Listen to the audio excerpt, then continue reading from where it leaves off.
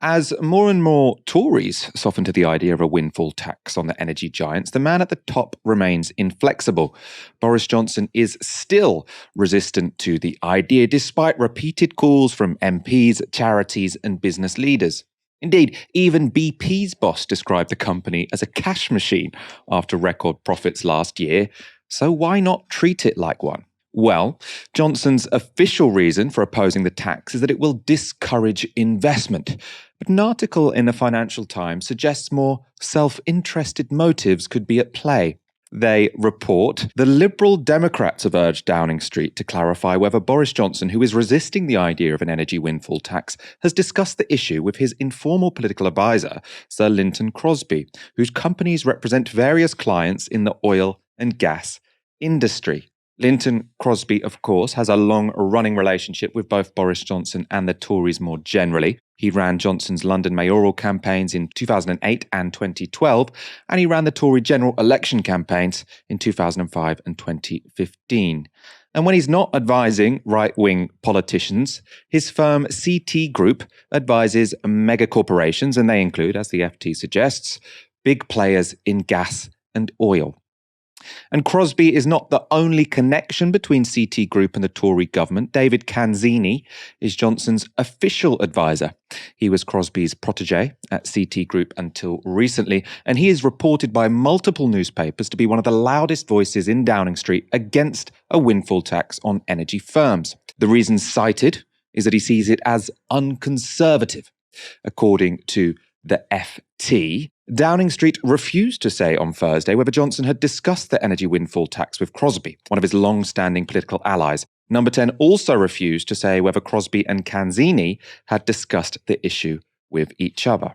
It all smells a bit fishy to me, and that's especially because when it comes to mixing business and politics, Crosby has form.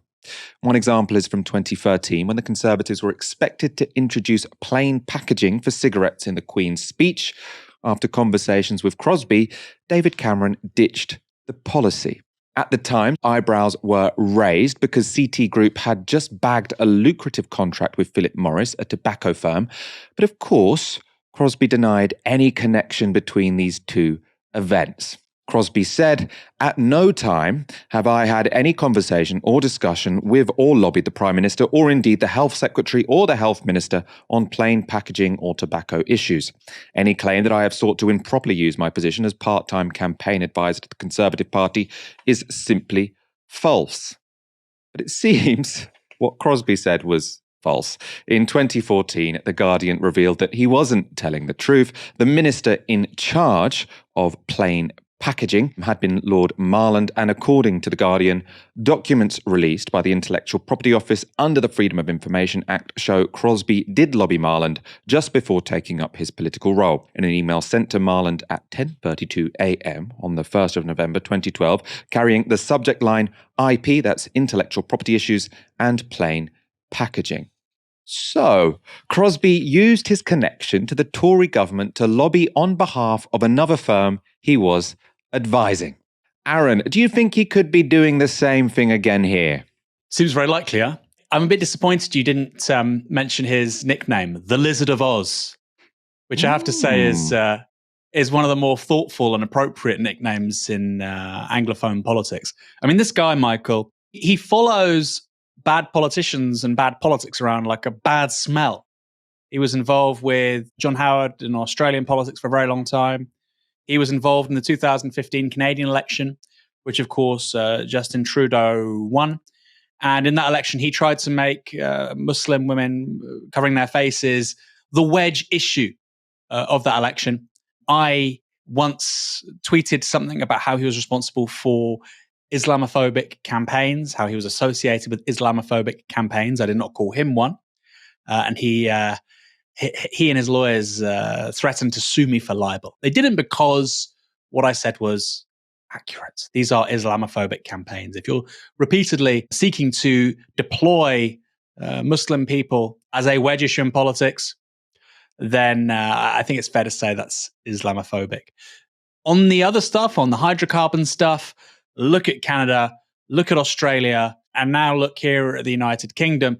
There is a clear relationship between this ensemble of powerful billionaire, millionaire interests, multinational companies, and what they call centre-right politics. Of course, there's nothing remotely centre or sensible about the strategy adopted by quote-unquote conservative parties in relation to fossil fuels over the last 20 years. We talk now about decarbonising, Michael. Oh, isn't it great? 50% of our electricity comes from renewable sources or from nuclear. That should have happened in 2005. By not doing what we should have done then, we've probably locked in 2 degrees warming, which will have horrific consequences at the end of the century. And people like Linton Crosby are overwhelmingly, I think, responsible for that in terms of the broader political forces, which meant we failed to act. You can talk about Rupert Murdoch, you can talk about the politicians leading that charge, and I think you can talk about people like Linton Crosby. Importantly, when he was paid for political consulting in the UK, as I understand it, he was operating through a shell company in Malta, and he was being paid dividends through that shell company. What's the corporation tax in Malta? Well, my wife is Maltese. I'm lucky enough to have her as my wife, so I know this. It's 5%. So we're dealing with people who don't want to pay taxes, who want to ensure that inequality only gets worse, and that we fail to address the challenges of the 21st century. These people like Linton Crosby, will live in infamy and ignominy long after they're gone. And I hope they know that. I hope they know that once they're gone, because none of us have fought this life for very long, Michael, that once they're gone, they will be remembered as terrible people who only did a disservice to humankind. But I'm getting it in now, Michael, so he can hopefully hear this before he passes on. We started this section talking about their relationship to big business and how that can affect policy. We do want to talk about as well what has been central to the politics of Crosby and his acolytes, which is essentially racism. And we're going to talk about this because Crosby and his acolytes are still very closely connected to the Johnson administration. And the recent history of Crosby campaigns could give a clue as to where UK politics could go next. In 2005, when Crosby ran Michael Howard's unsuccessful general election campaign, he came up with posters like this: "It's not racist to impose limits on immigration." And at the bottom, "Are you thinking what we're thinking?" It's almost like saying, by the way, this is a dog whistle at the bottom of your poster. He also had as a poster in that election campaign, "How would you feel if a bloke on early release attacked your daughter?" And then again, "Are you thinking what we're thinking?" You can see these have been, handily vandalized, which in this case seems rather appropriate. As I say, on posters, Crosby usually sticks to dog whistles, but in private, he's apparently more explicit. This appeared in a Mail on Sunday report about Crosby's behaviour during Boris Johnson's 2008 mayoral campaign. They write, "Mr. Crosby said Mr. Johnson should concentrate on traditional voters instead of, quote, effing Muslims." The source added, quote, "He definitely used that phrase and said Linton's view was that chasing the Muslim vote and other ethnic groups was a waste of time, and he frequently expressed himself in very strong terms. Some people found it very offensive." I imagine viewers will also remember Zach Goldsmith's incredibly racist 2016 mayoral campaign. Again, that was run by Crosby, and it featured messaging like this: "On Thursday, are we really going to hand the world's greatest city to a Labour Party that thinks terrorists are its friends?" And then you've got a picture from 7/7. Of course, Labour's mayoral candidate was Sadiq Khan, a Muslim. That headline was in the Daily Mail for a piece written by Zach Goldsmith. And of course, the Goldsmith campaign would ultimately be unsuccessful. But the racism was a direct response to the Tory candidate falling behind in the polls, much like Boris Johnson is today. And Crosby's man in number 10 does seem to be the key figure encouraging Johnson to tack right to try and secure his survival. According to The Times, in the past fortnight, Canzini has made 2 high-profile interventions, pushing for a hardline approach to the Northern Ireland Protocol and moving to block a windfall tax on oil and gas companies. He has also played a significant role in hardening the Prime Minister's tone on trans rights. He has told government advisers to focus relentlessly on identifying wedge issues that the Conservatives can use to delineate themselves from Labour and the Liberal Democrats in the run-up to the 2024 election. He has hailed the government's policy of sending migrants to Rwanda as an exemplar. They go on to write, Canzini is fond of citing Crosby's instructions to, quote, get the barnacles off the boat. And this focus on conservative issues saw him take a key role in culling marginal legislation from the Queen's speech in what was dubbed the, quote, third session scrub, employment rights legislation, a ban on foie gras, and a ban on trans conversion therapy were all dropped. In their place comes a relentless focus on issues such as the economy, Brexit, immigration, and law and order, which saw the Prime Minister cite his priorities as crime, crime, crime in Cabinet this week. We've seen this before. Crosby and his acolytes do seem to be coming to the fore again. So will Crosby's priorities be the centre of gravity of British politics until the next general election? Yeah, I suspect so. I really suspect so. It's important to say he doesn't always get his way, that he doesn't win. In 2016, Sadiq Khan won. In Canada, Justin Trudeau won. And in 2017, they had Linton Crosby help with Theresa May. He was called in, of course, after a disastrous start to that election campaign for the Conservative Party. And he didn't really produce the goods. And the reason why was because Labour, running on a platform of, I think, quite blue-collar social justice issues, regional inequality, pay, public services, helping left-behind areas reconnect to the national and global economy. These are all things which really defanged his culture war attacks. And that's often how he's tried to operate. He's tried to create, the term obviously makes clear, draw a wedge between left and right on specific issues where he thinks he can win, surprise, surprise, 52-48. Immigration, tax, welfare reform, criminal justice. So do not expect the Conservatives to talk about legalizing cannabis or driving deeper into conversations like regional inequality. I think levelling up has died. I think if you're serious about levelling up, you first don't vote Conservative in 2019. But even if you do, and I think some Conservatives really believe in it, like Ben Houchin and certain people around Boris Johnson, I think Linton Crosby really couldn't give a rat's ass. So that, I think, is also history.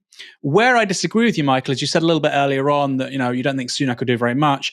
I think with Linton Crosby and Sunak now, I think we'll be seeing big tax cuts next year. I think that because, of course, as I've said before, rising inflation has one upside, which is, of course, rising tax receipts on VAT. Things are getting more expensive, so the VAT, of course, is going up as well. We're looking at tens of billions of pounds there. So I would expect some significant tax cuts, some big culture war issues on immigration, for instance, and I think attacking the public sector. We're beginning to see that, of course, the kite flying, saying that 90,000 people can be done away with in the civil service. I think that's now going to be the ballast of this Johnson administration going into 2024. Realistically, that is quite popular with about 35% of the public. It will, I think, probably stop the sinking, stop the rot to a certain point, but I also don't think it can win you a majority.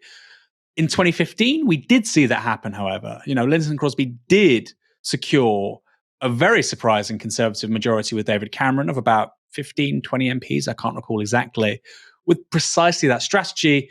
That was because Labour broadly collapsed in Scotland, and UKIP caused it major problems in the north of England. Of course, they came through in the form of the Brexit Party multiple years later, and of course, with 2019, those voters go to the Tories.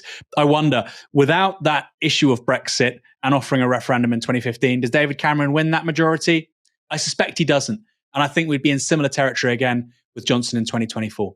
It is important to note, especially after 2015, I remember sort of everyone talking about Linton Crosby as if he was a magician. He had this sort of mythical ability to win elections. As you say, he's not invincible. He lost in 2005, lost in 2016. And I have to say, sometimes when you see Boris Johnson stand up in Parliament and very crudely try and make these pivots to so-called wedge issues, it's often not very convincing. So in PMQs, you had sort of Keir Starmer say, why won't you do the windfall tax, et cetera, et cetera? You're dithering. And Boris Johnson just stood up and said, well, Keir Starmer can't even define a woman. And everyone's just like, what? Like, I'm sure he was told to do that by Crosby or his acolytes, by Canzini. As the Times reporting, he's saying go hard on trans rights. But I do think, whatever your position on trans rights, it's so transparent what he's trying to do.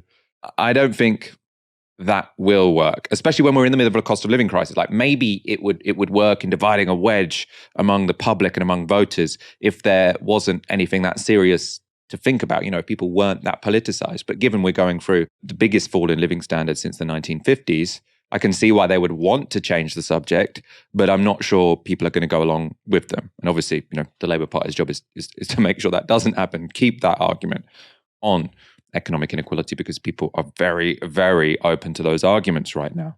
All of us here at Novara Media are working harder than ever to keep scrutinizing establishment politicians and the media barons who protect them. We don't have billionaire funders. We don't have advertising partnerships. We're funded entirely by you. If you've ever thought about supporting us, now's the time to go to novaramedia.com/support and donate anything you can from just £1 per month.